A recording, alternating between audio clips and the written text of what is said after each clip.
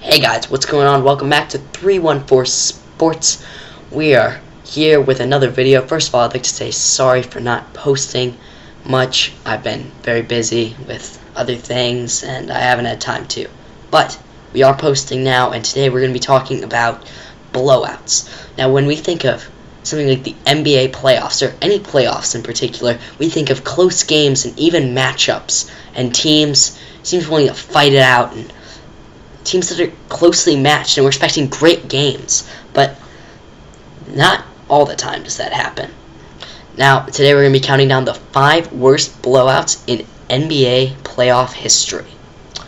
So, let's get right into it. Number 5, 1971 Western Conference Semifinals.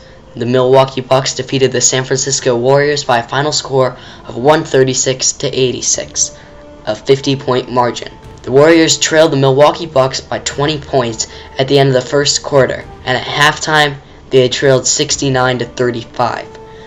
They couldn't stop John McLaughlin and Kareem Abdul-Jabbar, who was then known as Lou Alcindor, who scored 28 and 23 points respectively. Number 4. 2015 Eastern Conference Finals, Chicago Bulls won over the Milwaukee Bucks by a score of 120-66.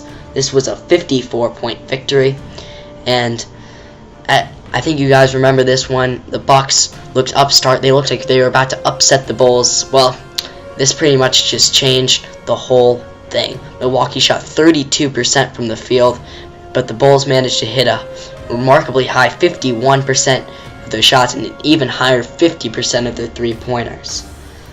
Number 3. The 1973 Western Conference Finals, where the Los Angeles Lakers beat the Golden State Warriors 126-70. Man, the Warriors just like getting blown out.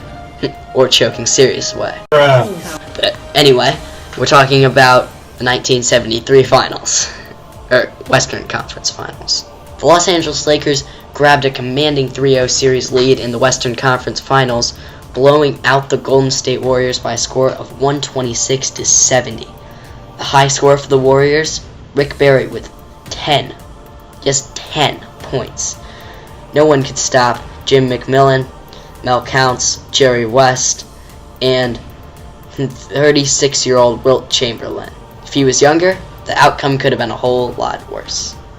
Number 2, the 1956 Western Division Finals. Minneapolis Lakers 133, and the St. Louis Hawks a measly 75.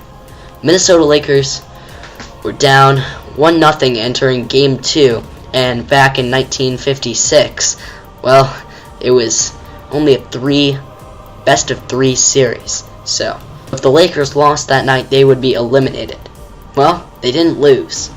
They came out hard of the gates and never looked back, and even though they would end up losing Game 3, this is one of the games that people will remember as it is tied for the biggest blowout in NBA history. So what's number 1? Well, perhaps you remember this one. 2009 Western Conference First Round, Denver Nuggets won 121-63 over the New Orleans Hornets. And they were on the road, the Nuggets, but Carmelo Anthony scored 26, Chauncey Billups poured in 17, and J.R. Smith added 12 points off the bench.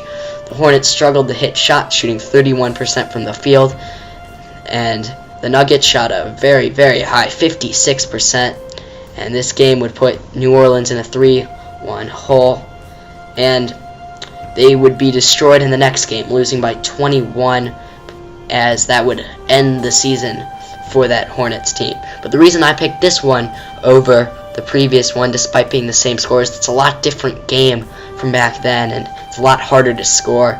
So I thought it would be more fitting if it was a more recent game, because of changes make it harder for blowouts to happen.